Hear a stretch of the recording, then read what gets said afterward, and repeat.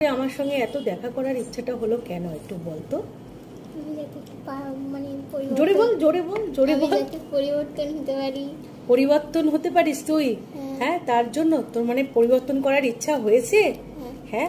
আচ্ছা তুই বল, তোকে যে আমি রুদ্রাক্ষ দিয়েছিলাম আর মুক্তটা দিয়েছিলাম, তুই পড়ে এই তো 1 মাস জাস্ট হয়েছে, কেমন কেমন তোর মনের ভাবটা চেঞ্জ হয়েছে?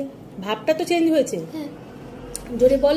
হ্যাঁ, ভাব চেঞ্জ হয়েছে, মানে নিজের থেকে একটা বুঝদারিত্বতা এসছে, তাই তো? বাবা, কি কি বুঝদারিত্ব এইটুকুনি বাচ্চা মেয়ের হয়েছে, একটু বল তো সবাইকে, কি কি বুঝদারিত্বতা হয়েছে বল।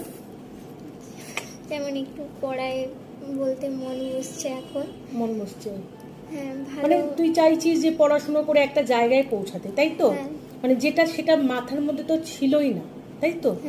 আচ্ছা, জোর কদমে একটু প্রেমের মধ্যে ছিল, তাই তো? হ্যাঁ, ঠিক তো? তো ওই সেইটা মাথা থেকে গেছে যে এসব করে অ্যাকচুয়ালি কোনো লাভ নেই, তাই তো? আচ্ছা, সবথেকে বড় কথা, তুই অত দূর থেকে নিজে নিজে আমার কাছে আসতে চেয়েছিস। কি সুন্দর মেয়ে, দেখ এত সুন্দর মেয়ে। এই ছোট্ট ফুটফুটে মেয়েটা কত দূর থেকে এসছে? বকখালি। বকখালি। কতক্ষণ আসলি?